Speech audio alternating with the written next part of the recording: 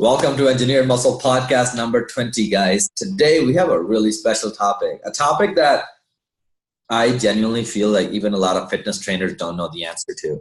And it's a very scientific, but a very good answer that you guys all need to know.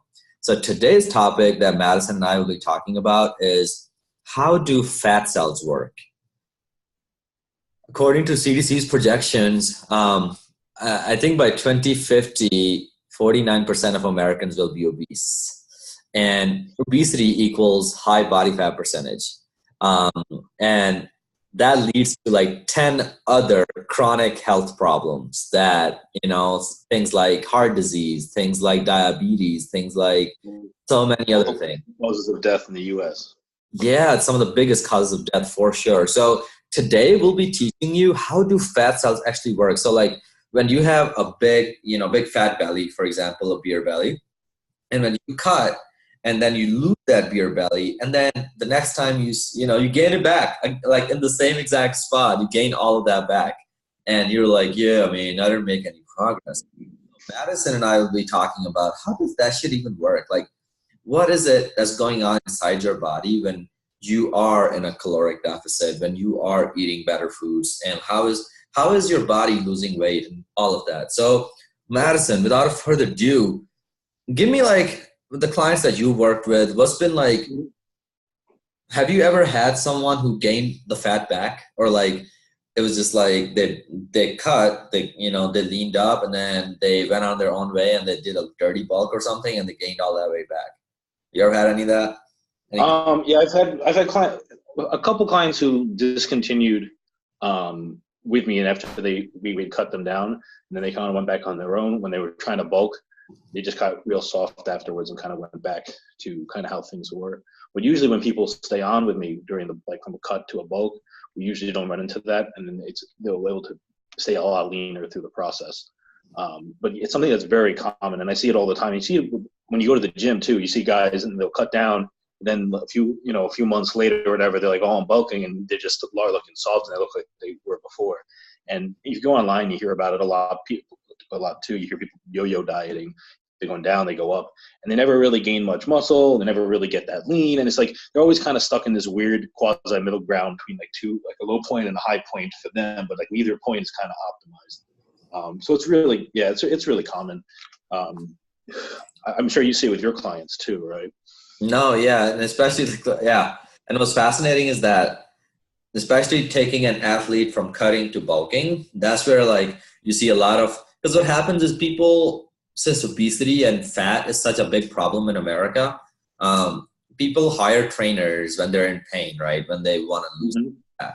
And when they actually lose that fat and get that six-pack abs, they forget, they don't think they need a trainer anymore.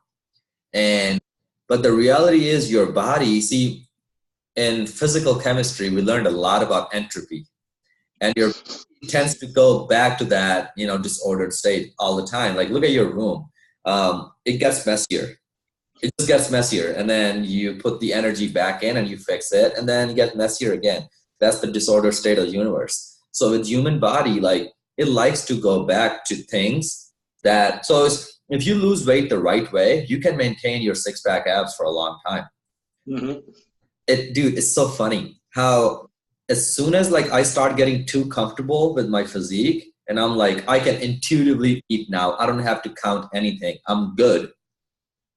Those 100 calories here, 500 there, 200 there, mm-hmm. And it starts adding up. And a month later, you're like, why am I soft? And like that soft is very, very common. Like I train at Gold Gym Venice, and you see even the professional guys, like, and they are more calibrated and they got like 10, 15 years under their belt, so they know more. But like sometimes I was like, dude, you were on Olympia stage and now your face looks so soft.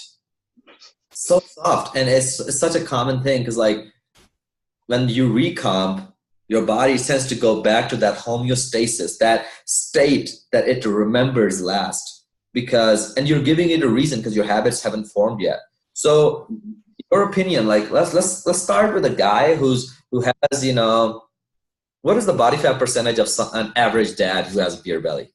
Would you say over I mean, it's over 25%, right? Like, I'd say roughly 25, probably. yeah, let's start with 25. So, probably roughly 25. Women would be another like out of 10. yeah, so let's start with Big Joe. And Big Joe is, 25% body fat, and he has a nice beer belly. And Big Joe wants to get lean.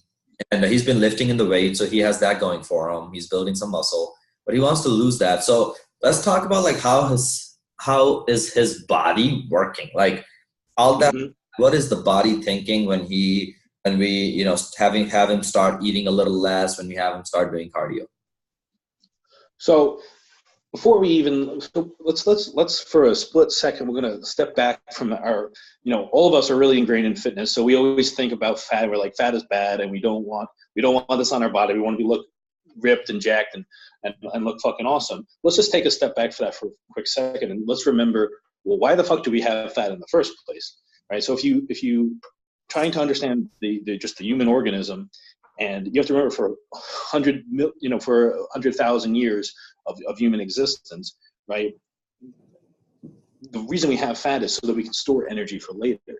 When there's periods of no food, when you're hunting and you're not finding anything, and there's famines, it's a place where we store energy for later. And obesity was a super rare occurrence in almost all of history, right? It would be the exception and not the rule. Whereas today it's almost backward with just how our societies now, and just the access to really high calorie, delicious foods that are just super readily available, right? So the script is kind of flipped on that. But if we remember that, just our biological just engram of just how we're designed, our bodies want to survive. So when your body is given a surplus of food, it's like, hey, the feeding is good right now. There might be no food tomorrow. I might be starving tomorrow, so I'm going to hold on to this. I'm going to put this away and save it for later. It doesn't know that shit's going to just keep coming. So it's getting ready for tomorrow. It's getting ready for the famine times, right? So you're shuttling it all into your little storage cells, like little batteries. All your fat cells are like little tiny batteries. And basically all they are is they're little balloons, like a cell, and then inside of them they just store fat. And they store triglycerides and fatty chain acids, right? And those balloons can expand and fill up at capacity, right? And each one basically has it's like your gas tank. It's full and it could be empty. Now, if you say let's say you have 100 fuel cells, you have 100 fat cells or whatever, and you keep filling those up to full, and all 100 of those are at capacity, and you're still putting in food, your body's like, hey, well, there's all this food that's coming in that I'm just letting go to waste. I don't want to waste this. I'm going to make some more fuel cells. So your body will actually make more fat cells and let those also start to fill up. And so am I getting away from the original question? No. This is great. This is fucking absolute. Keep going. Keep going? Okay. Well, oftentimes, if you're someone who's now developed a bit of a beer belly, or wherever you hold your fat, which is the kind of the next topic we'll kind of get into, is different areas and stuff. But let's say you have that beer belly, and you start losing fat. You go into a caloric deficit. You're dieting. You're training. You're doing a really great job. Let's say you lose 100 pounds. What's basically happened is all those balloons, they just leak they let their contents out. There was a demand of energy. Your body's like, hey, I'm not getting enough food now. Let's use all this stuff I have stored away for later. So those cells will release that fat into the bloodstream, and then they'll go to whatever cells needed, and they'll get burned up in those cells, right? So those fat cells now are going to start to shrink, and eventually they'll kind of get to empty. So you shrunk all those cells, but because you're fat, rather than just having 100 cells, now you have 300 now, because you gained all that fat. So you have all these extra fat cells. So you have 300 cells, but they're all really small now. So you look way, way leaner, but you have all these cells. So you start going in bulk now. It's a couple months later, and you start eating again. Now you're in a surplus, and because you're kind of sloppy bulking, and bulking's not hard, right? I get to eat a pizza here. I get to eat a couple extra burgers there. And what's another side of fries? I'm bulking, right? I want to put the weight on, but so you have this excess amount of calories coming in, this excess fat coming in. your body starts storing it. And slowly all 300 of those cells start swelling up again. Now, if you get all those back up to full capacity, all of a sudden you're back to where you were. So because you gained weight in the first place, you increase. That's the story of my first bulk. Mm-hmm. It goes back to the exact same spots that you were fat at earlier, and it is the most fascinating. And I think like a lot of people listening, since a lot of you guys already lift weights and are somehow associated with fitness, you guys probably can relate to this episode. This is fucking gold because most of you probably feel guilty because your bulk was too dirty and you gained all that weight back and you just don't look like Julian Smith on Instagram all the time. And yeah, so let's keep going. This is good. Where was I? So you gain like those 300 cells swell up again. Right. So you're all swollen up again. And so how do we like kind of avoid this? Because you have more, because you were once kind of overweight and fat and whatever amount of fat, you have that much more capacity to be fat now, right? And so how do we make that go away? It's kind of what we're pushing to, right? So it's actually, unfortunately, it's a little difficult, but it is possible. And what you need to do is you need to bring, after you get lean and you shrink all those little storage cells down, as small as you can get them, they're all empty. You got to give your body enough time to be like, hey, I don't need 300 of these anymore. I don't need to store that much. I only need, I probably only need 200. So, and then it'll give yourself enough time because then it'll slowly start coming down to 200. Now you have 200 cells. And so you have to do that enough that it lets that number kind of come down. And that's unfortunately a kind of slow process. It needs to be the demand on your body because your body wants to survive. If there's a famine, it wants that food, those fuel stores. So so unfortunately that takes some time, but so basically if you're someone who's been really fat and you want to not kind of fall back to that same level of fatness, you got to get lean and you got to stay lean for a moderate amount of time, probably 3 to 6 months to a year, depending on several factors. Also, when you start bulking, you also have to be conscious about it because you can easily fall into that same situation where you're just really just overdoing it. And because you need extra calories to grow, but you can only use so much at a time. You can only grow so fast. So at a certain point, you're just throwing extra shit just to fill up your fat. So when you go to bulk, you have to go to bulk smarter. And also when you ever start catching yourself like, whoa, I'm starting to get a little slop, I'm starting to lose sight of those abs a little bit. Because you should, through your bulk, you should be able to see your abs. They might get, they won't be as sharp as they were, but you should still see them. When I was bulking up all the way right to the end, I could see my abs. At the end, they were getting a little, they were soft. They weren't chiseled anymore. And that's kind of how I knew, okay, it's time to stop this bulk. What body fat percentage do you stop at? Do you have a number in mind? I would say definitely not over 15 if you can avoid it, but it's hard to put it into percentage because the percentage can be misleading. Sometimes you don't look like a certain percent, or if you use whatever sort of measuring system like a Tanita or a calipers or whatever, the numbers aren't always particularly accurate. So that's why I usually kind of go by being able to see your abs at least. And like I said, they're not going to be shredded anymore. But as long as you can still kind of see them, usually you're okay and you're relatively okay. Sometimes when you're bulking, it's helpful to do like little mini cuts. So like when you start being like, oh, I'm getting a little too soft, you do like 2 weeks of just like kind of cutting back a bit and just kind of go in a deficit just for a short amount of time, just to kind of reel it back and then give yourself a little more room to bulk.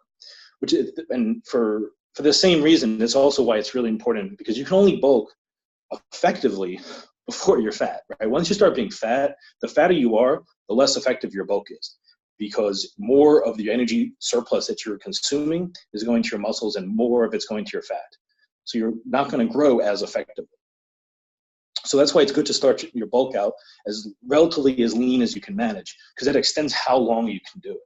Because ideally you want to be bulking as long as possible, but you just don't want to get fat. No, that was gold. That was really good. The fatter you are, the less effective your bulk is.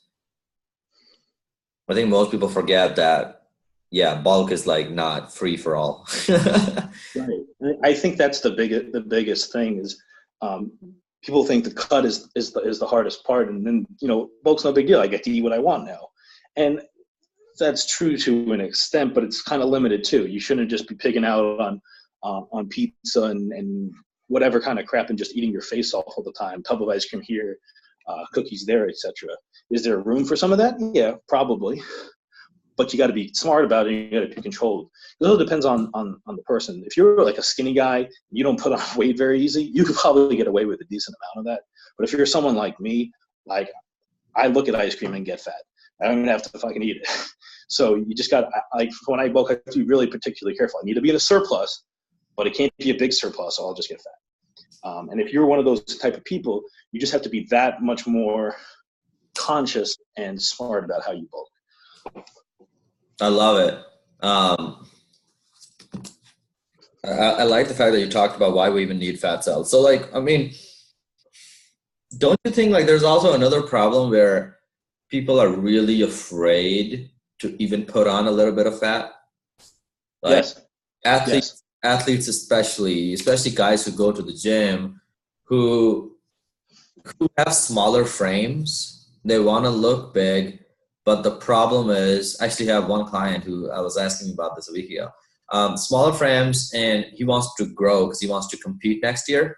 So I put him on like mild surplus, and we started gaining, like his PRs were going through the roof, and then the insecurities come back in. Mm-hmm. And he's like, Mo, summer is coming up. And I was like, I'm glad that I overcame those like a few years ago, those insecurities, because sometimes you have to decide what is the best route for your goals, right? Like, we're going to bring him back and we're going to cut him a little bit. And I have a feeling that he's going to start liking the look, and the next year on stage, his physique won't be as big as we could have made it. Right.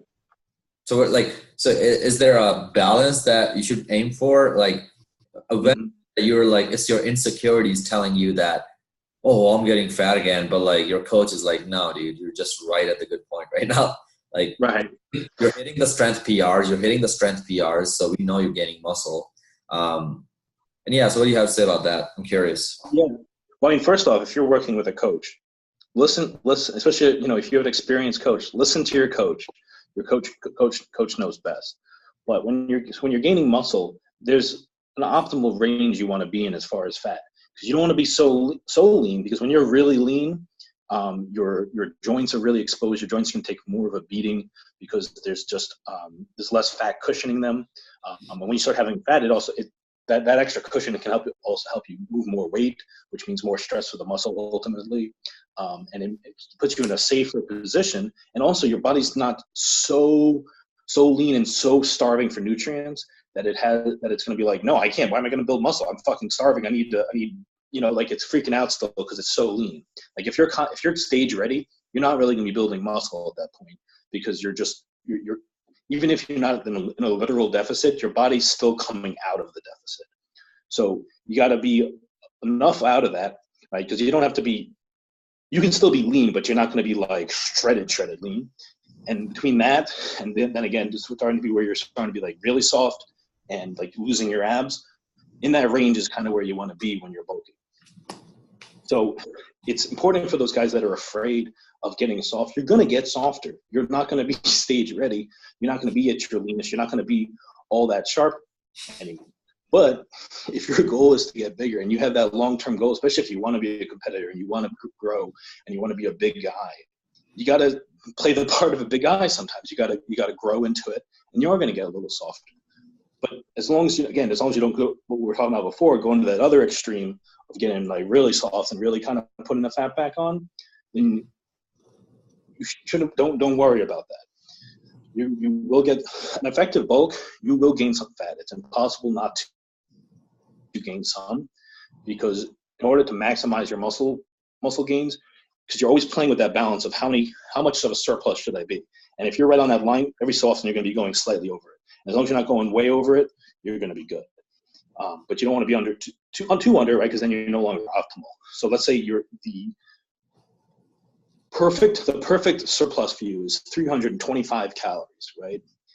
And that's exactly what you need, right? And I choose it specifically, right? That's exactly what you need to gain muscle at the optimal rate that your body can do. But how are you going to get that perfect number all the time? Because you don't really know that number. That's a hypothetical number, right? And that number is going to change too. As you start growing, it might shift one way or the other.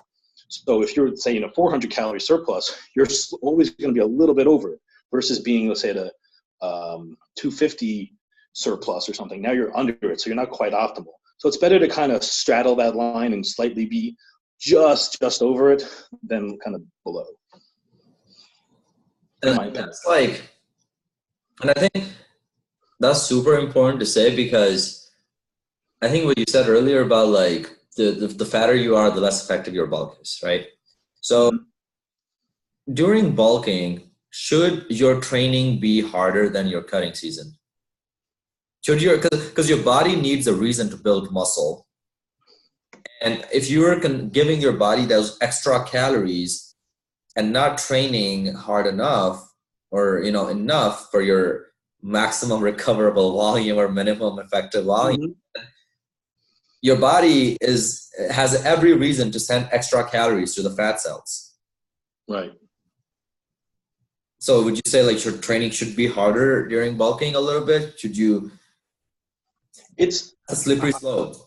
Yeah, I struggle to say harder because it should always be. You should always listen to Tom Platz. Yeah. This Tom Platz. Right. It needs to be at a certain level of intensity. But also while you're growing, you need to make sure you're also having sufficient rest. And what those levels that can depend on the person and also at your training level.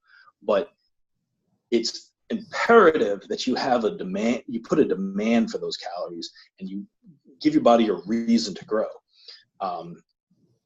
So you need to be getting stronger. You need to be increasing your volume up and down. You need to be progressively overloading, not just in weight, but in everything, in quality of reps, in number of reps, in reps per weight per rep range, etc. So if you're taking your bulk seriously, you shouldn't be fucking around. So it should be hard training. It should be really hard training. But it's hard for me to say harder than like pre-contest too, because you should also be busting your ass through that too. So Madison, like, why is it that some people hold more fat in the stomach area than others? Why is that? Mm-hmm. Even though spot reduction isn't a thing, but that's a very real phenomenon that some people hold more fat in certain areas. Right. So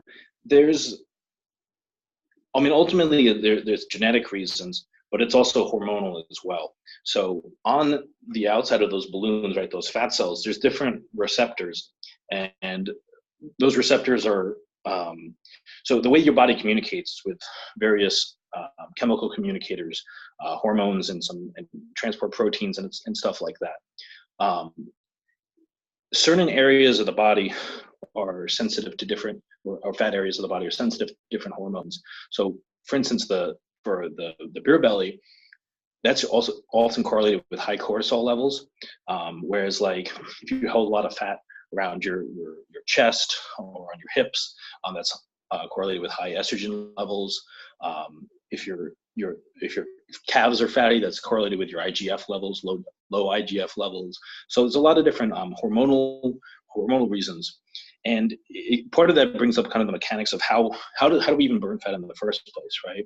So when you start having a demand for energy, right, and there's no your blood glucose starts getting low because we're primarily burning sugar, right? In most of our cells. So when that starts getting low and our body's like, okay, I need some other fuel, I need to tap into my fat, it sends signals to the fat stores to start releasing. So the first thing that has to happen is the fat cells have to release the fat out of the cell. The fat then has to be like esterified, so it can actually dissolve in water, because fat and water don't mix, right? So then it has to move through the blood and go to wherever it needs to be, and then it has to be burned.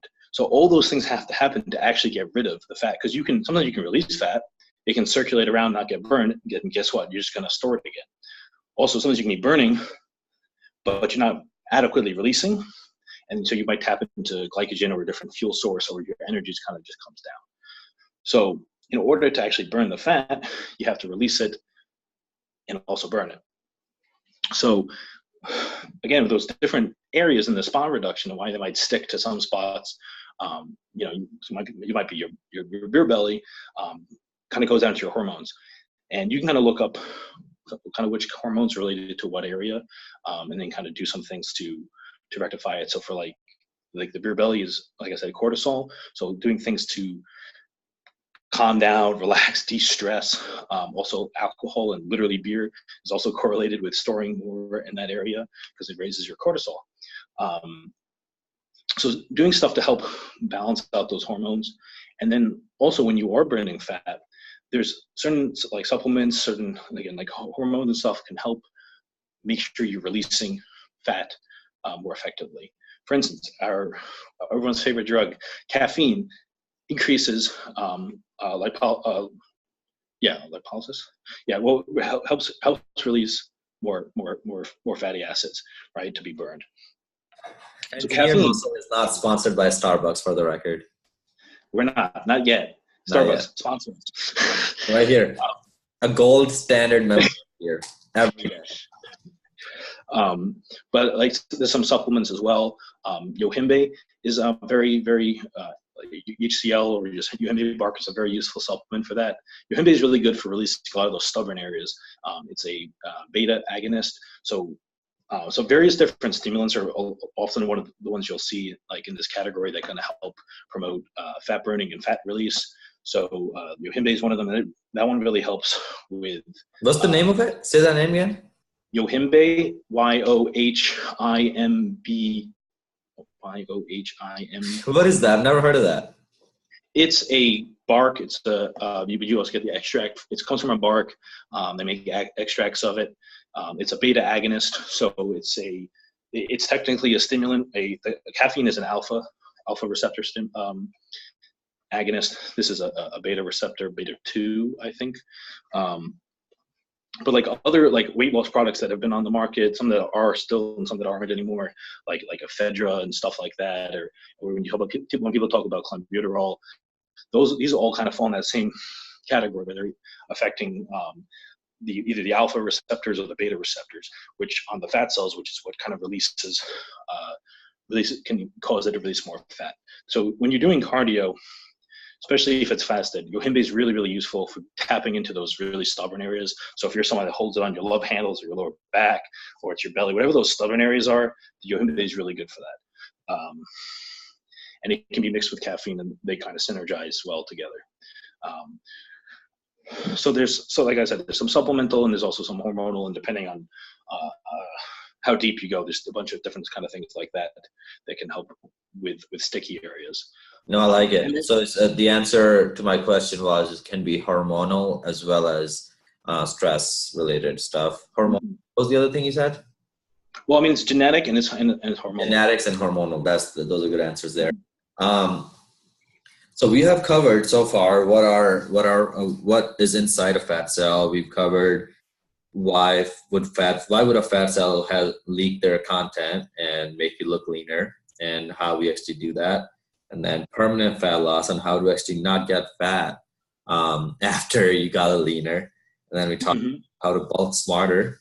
We talked about the fatter you are, the less effective your bulk is. And now we talked about how genetics and hormones can impact your the areas of your body where you hold fat. And I mean, so I guess like the point is like, the reason that a lot of men in America and throughout the world are holding fat in their bellies is because their fucking cortisol is high and they're stressed and they're eating more calories already, which does not help, and they're not exercising. They just go to an office job to sit at the desk all day, and it's just stressed out. What is it? They sit at that desk stressed out. So it's how can we make this episode a little more positive? Well, I think we covered some ways to pause it, right, and how to kind of biohack this a little bit. So when you are cutting, if you're someone that has a stubborn area, again, we have no sponsors, but Yohimbe is a good thing to use. When you start bulking, like we talked about, take your bulk seriously. Be smart about it. Don't overdo it, and kind of find the right balance that you need. And also, if you're someone who's been chronically overweight, it's time for you to be chronically lean for a while too, to try to get yourself into that state where that's going to be much easier to maintain in the future as well. Unless you start going on some crazy binges after that. But if you get it off and keep it off for a good amount of time, your body will start accepting that as the new normal, and that'll be a much easier state to maintain. Which on the flip side too, if you're someone who's really skinny and you have trouble gaining weight and have trouble keeping weight, when you get big, when you reach that level, before you start your cut after your bulk, just maintain it a little while. Let your body acclimate to the size and let the muscle stick to you, because you might just burn it right back off when you start cutting. So let your body say, hey, this is my new normal. I love it, man. I think that this episode is a little over about 40 minutes now. So I love how this topic was so on point and we stayed right on target for the entire conversation. We didn't really just go off track. So this was great, guys. You guys know where to find us. I'm Mo Gaius, Moeghis on Instagram. Hit me up with any new topics, any new guests, any feedback on our episodes. Because remember, our goal is to give you the most practical advice there is and make you guys really successful in your lifting career and your fitness career. And you can find Madison at Mastodon_strong, Mastodon_strong. On Instagram, you find my name on Facebook. Make sure you guys are hitting that like, leave a comment, let us know what you think, and also let us know if you struggle with fat loss. If you are someone who struggles with putting all that weight right back on after your bulk, let us know if this is an issue that you guys have been dealing with. Leave it in the comments if you're watching on YouTube. Leave a review if you're listening to it on iTunes, Stitcher, or any other audio platforms. If you aren't subscribed already, fucking hit that fucking subscribe button. Hit the like. Let us know that you love it. And share it with your friends. Don't forget to share with one of your friends, just one friend. Share with that person, because this episode is something every person in America needs to hear. Every person around the world needs to hear. Like, this is some very, very useful info. Like, when you start thinking of fat cells as how Madison described them, like, you're way more forgiving. You're way more knowledgeable. You're way more strategic with your approach. And when you understand these principles and these fundamentals, you don't go around fucking looking for a $10 hack. You're not going around getting sold by fad diets. You know better now. You're like, your knowledge is your best weapon against BS.